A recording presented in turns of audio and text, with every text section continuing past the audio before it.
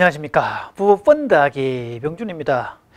자, 최근에 저한테는요, 다 큰 자녀 때문에 상담을 요청하는 분들이 번쩍 많아졌습니다. 한 이틀 전에 다 큰 자녀 싸가지 코칭이라는 도발적인 책을 내고 난 다음에 그 책을 읽고 꼭 또 오겠다는 분들이 그렇게 많아졌네요. 사실 제가 그 책을 쓸 때는요, 최소 초등 고학년 이상, 중고등은 기본이고요. 심지어는 대학생 이상이 된 이 자녀들을 어떻게 대할까, 이런 내용들을 주로 담았었거든요. 그래 벌써 한 2, 3년 지나고 난 다음에 그동안 거쳐갔던 이분들에 대한 어떤 통계를 나름대로 분석을 해봤습니다. 근데 아주 놀랄만한 결과가 나왔어요.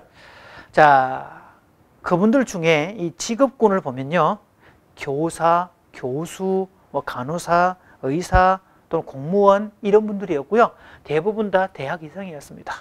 자, 이분들요, 학교 다닐 때 공부끼는 한 사람들이었고요. 다 범생 중에 범생이었고, 그렇게 흠잡을 만한 사람들이 아닙니다. 또 게다가 자녀 교육을 누구보다 잘 시키려고 애를 쓰는 분들이에요.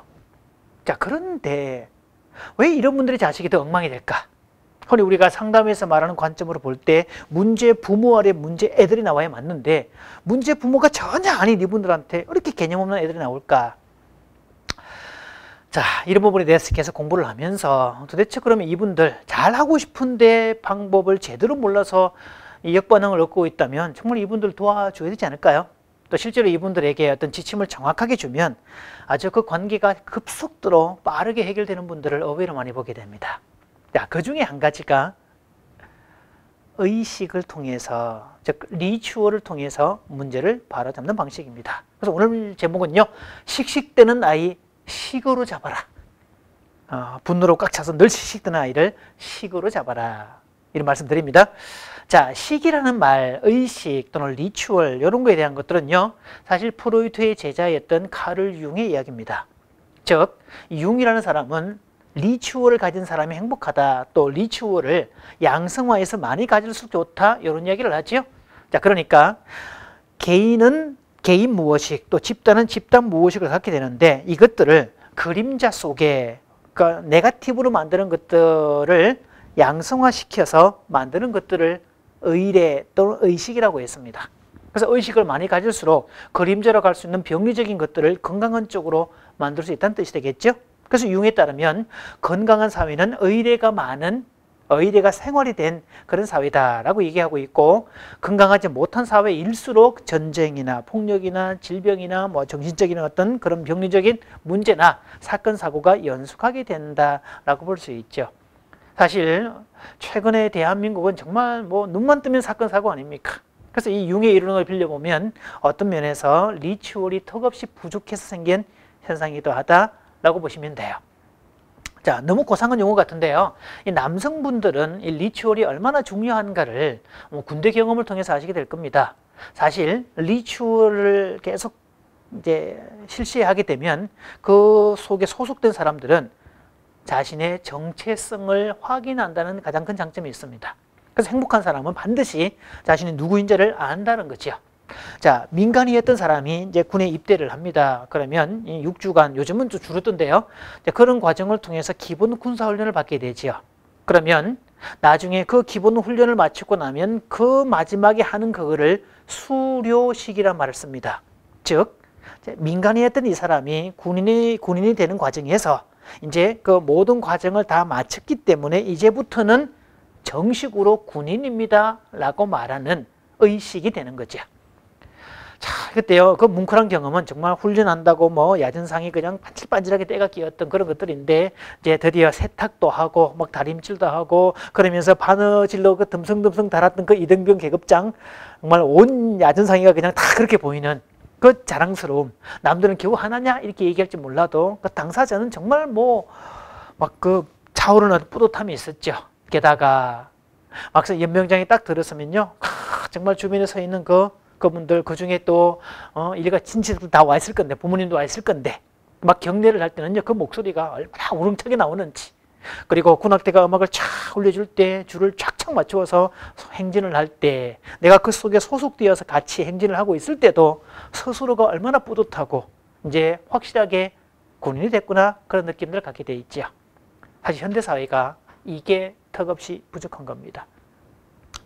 자, 군사회 같은 그런 조직도 필요하지만 사실 현대 가정도 리추어를 이름으로 인해서 문제가 발생되고 있다고 해도 과언 아닙니다.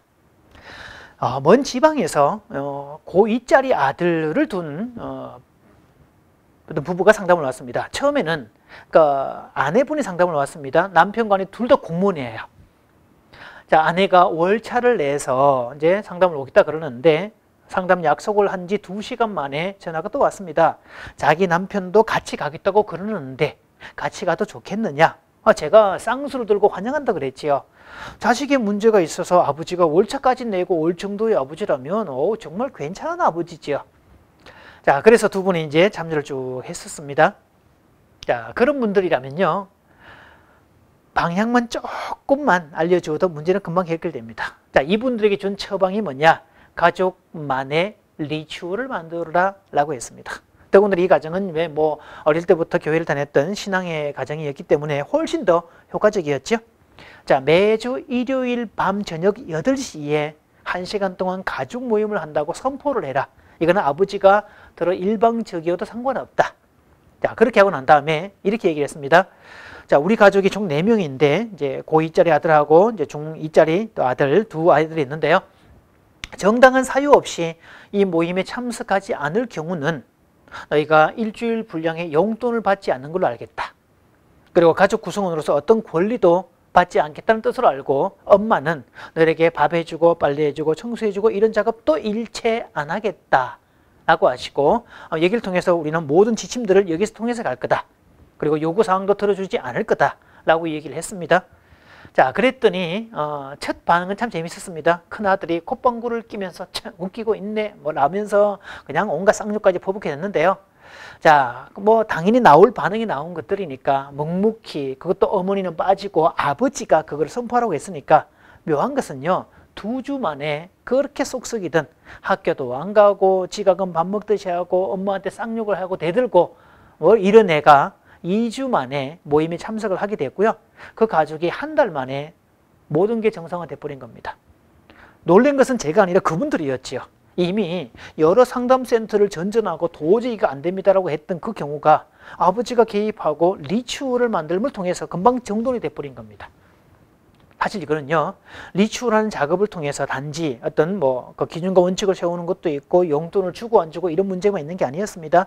반드시 그 모임에 올 때는 일주일을 지내오면서 내가 감사한 일 3가지를 적어야 되고, 그리고 반드시 그 모임 속에서는 가족에게 서로가 감사한 이야기 3가지를 이야기를 해야 됩니다.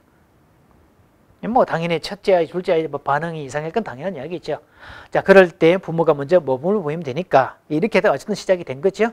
한 달 만에 가족 관계가 이렇게 가까워질 수가 있냐고. 그분한테 톡이 왔습니다. 카톡이 왔는데요. 한 달 만에, 한 달 전은 지옥이었고 한 달 후에는 천국이 됐습니다 라고 왔네요. 이게 리추얼의 힘입니다. 그래서 요즘 큰아이들 막 걸핏하면 분노를 터뜨리고 막 씩씩대는 아이들, 씩씩대는 그 아이들은요, 식으로 잡을 수 있다는 거 기억하시고 여러분 가정에도 리추얼을 꼭 만드시고 시행하시기 바랍니다. 감사합니다.